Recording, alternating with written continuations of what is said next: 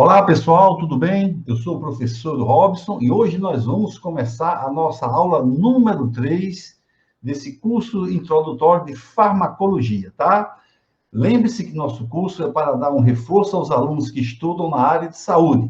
Então, vamos começar hoje com os nossos slides. Pegando o primeiro slide para vocês. Bem, vocês estão vendo aí, aula 3, nós vamos falar sobre as fases do desenvolvimento de um novo medicamento, tá certo? Um assunto bem atual em virtude do coronavírus, que passa obrigatoriamente pelas seguintes etapas. Vamos lá. Primeira etapa. Na primeira etapa, a pesquisa se chama experimental ou fase pré-clínica, tá certo? Então, a primeira fase é a pré-clínica.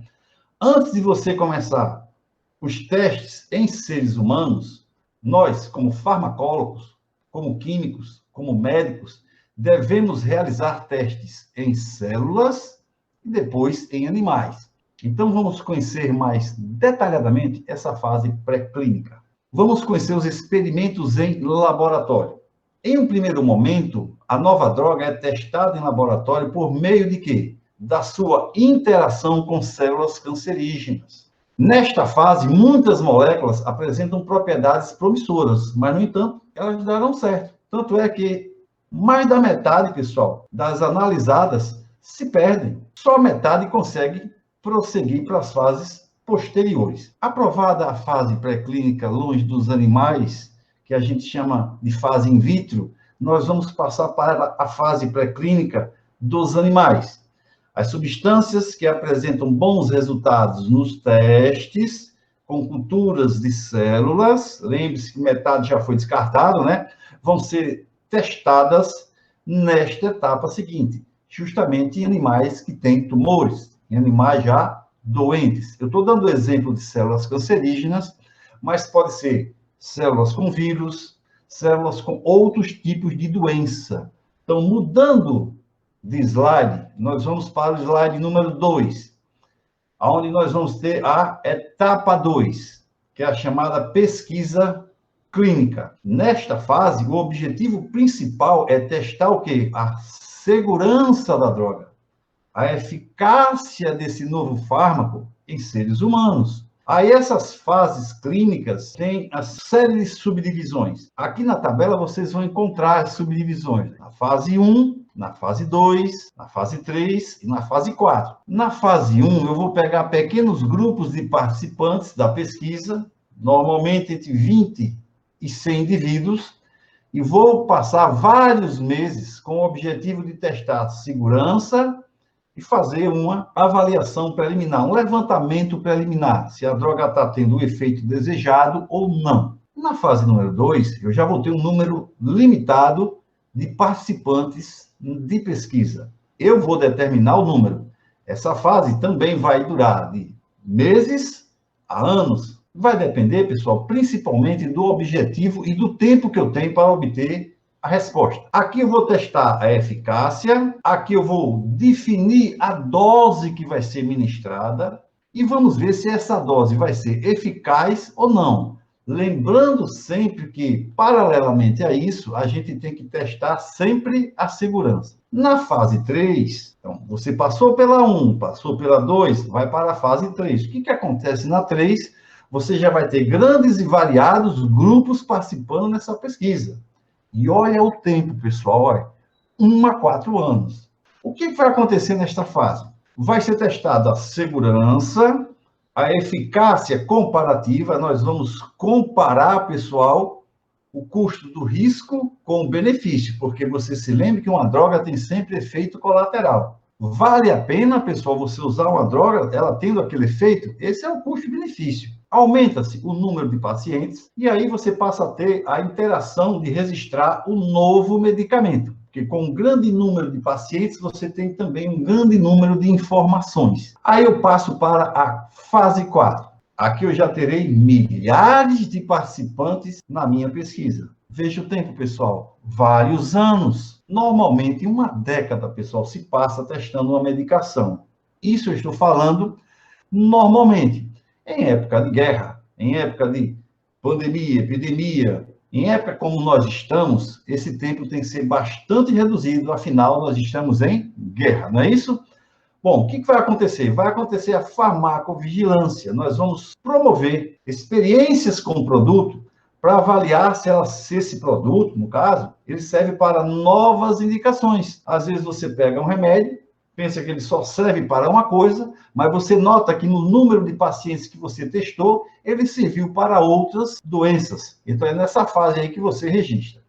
Mudando de slide, nós vamos ver os tipos de um ensaio clínico. Aqui, nós vamos também ver o ensaio clínico randomizado. Dá para perceber, ó, o público, né? Separei em 2 grupos, só que aqui eu tenho um interventor, que tem uma diferença para o grupo que não tem intervenção, pessoal. Então, um grupo tem controle e o outro tem interventor, tá certo? Isso aqui é um ensaio clínico randomizado. Nós vamos falar mais detalhadamente no seguir das fases. Bem, pessoal, aqui nós temos a fase 1. O que é que a fase 1 nos diz?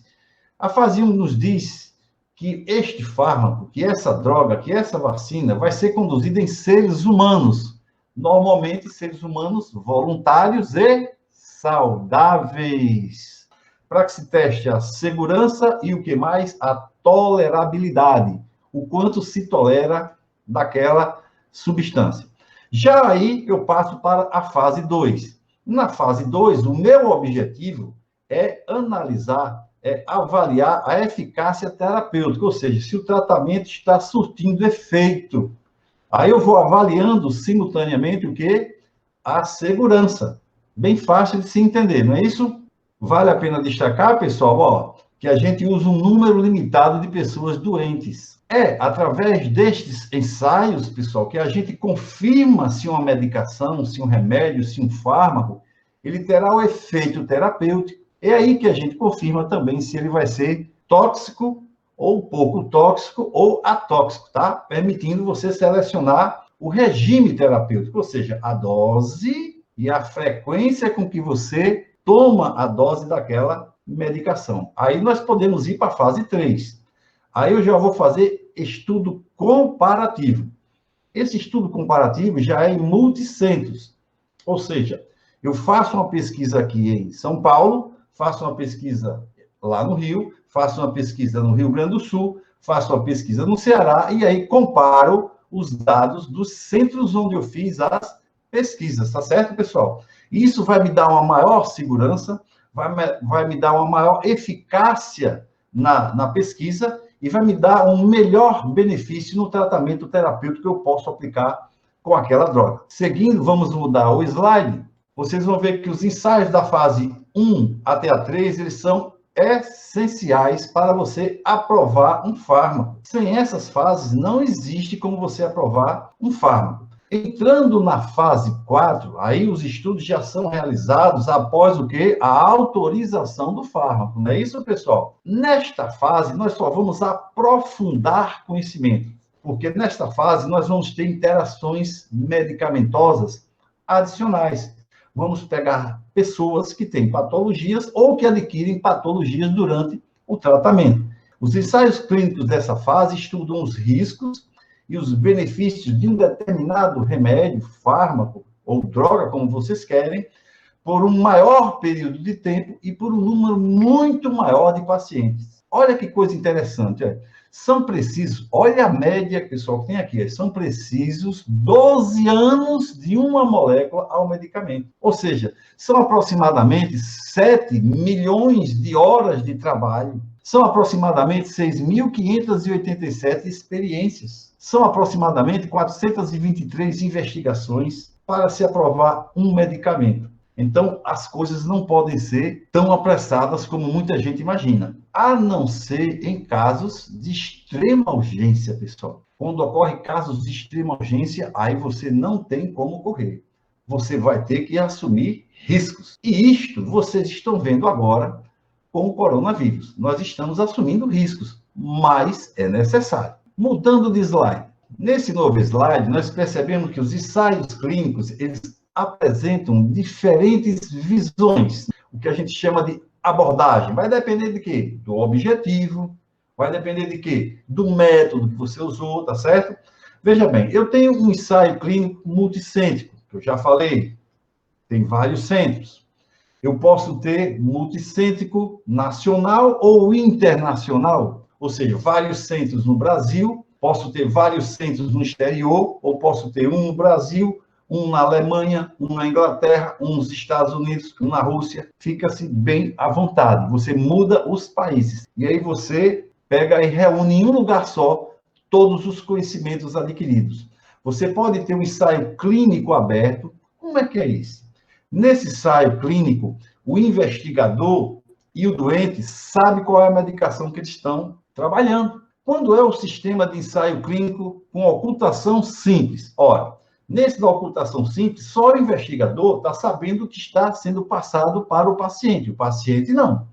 E quando o ensaio clínico é de dupla ocultação, nesse ensaio clínico de dupla ocultação, nem o doente, no caso o paciente, nem o investigador sabe a droga que está sendo ministrada. Mudando de slide, nós vamos ver o ensaio comparativo. Já esse ensaio, ele é o ensaio, como o próprio nome diz, que serve para comparar com outra medicação, com outra droga ativa, ou então com um placebo, com uma droga que não tem efeito nenhum. Sabe para quê, pessoal? Para você ter uma melhor noção da capacidade de cura dessa medicação. Então, pessoal, seguindo, vamos ficar ligados nisso aqui, olha.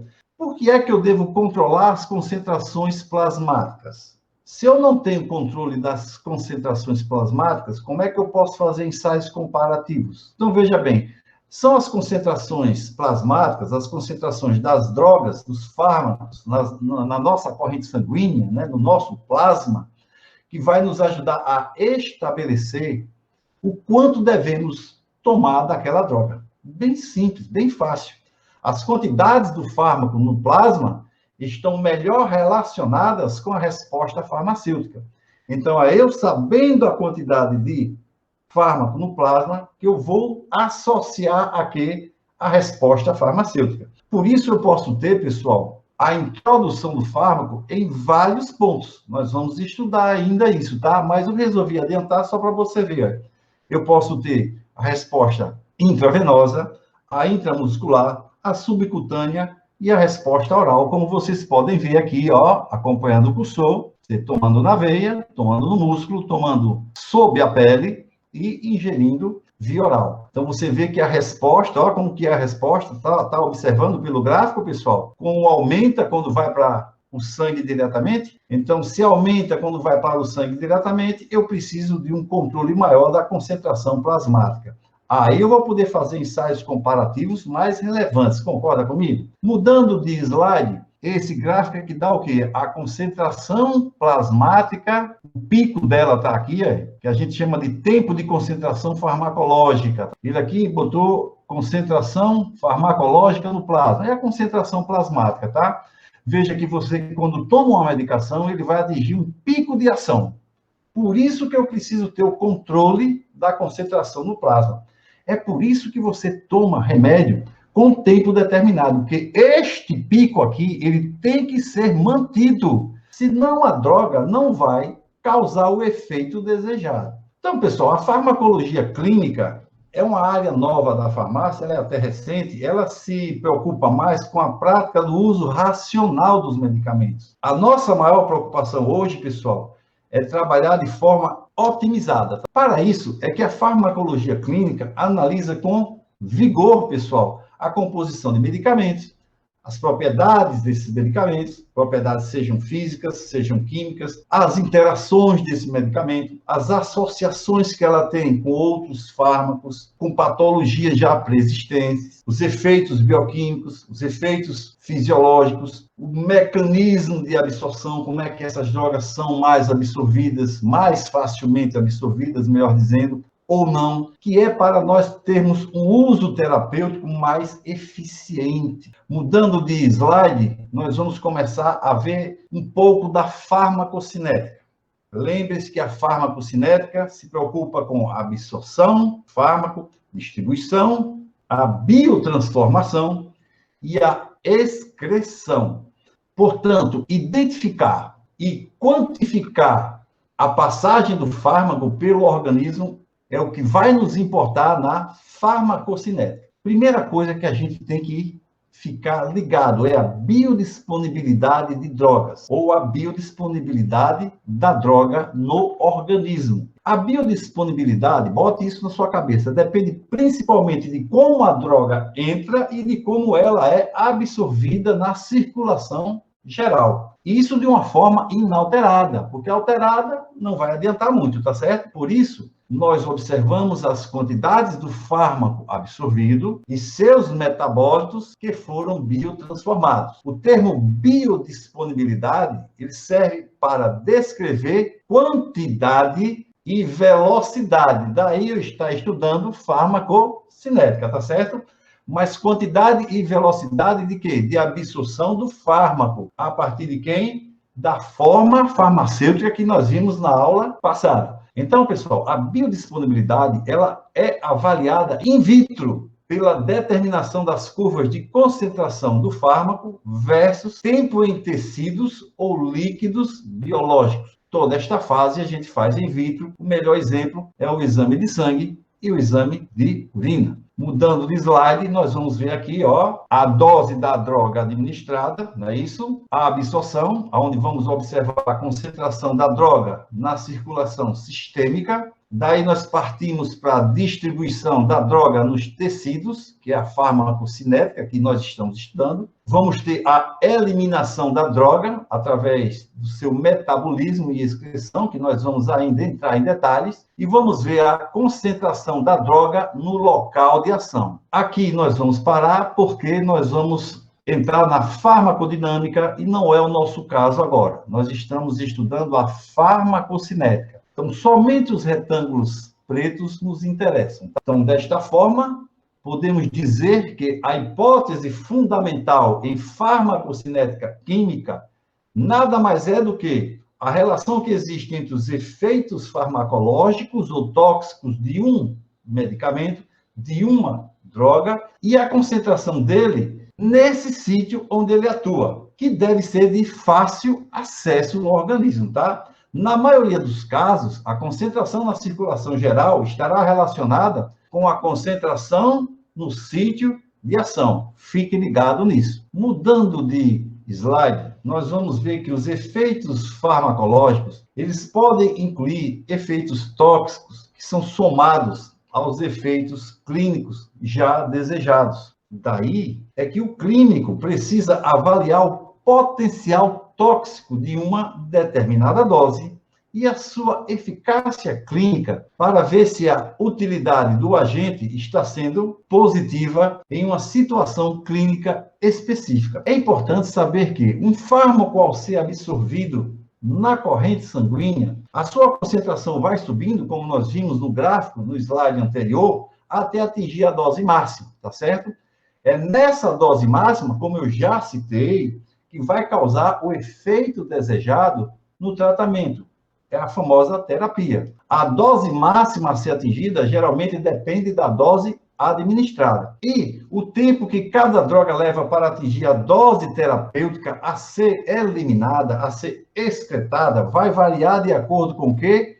Com a sua absorção. Mudando de slide. Resumindo, pessoal, a principal função da biofarmácia nada mais é do que determinar, interpretar, modular e disponibilizar biologicamente os medicamentos. E partindo desse conceito é que nós passamos a entender que ela tem dois aspectos distintos: a velocidade e a intensidade. Então, a biodisponibilidade avalia as características quantitativas, quantidade, e cinéticas, velocidade, de um fármaco que é administrado a um organismo, tá certo? Agora eu falei aqui, pessoal, no slide, organismo concreto, porque eu estou excetuando a análise dessa biodisponibilidade quando ela é feita in vitro.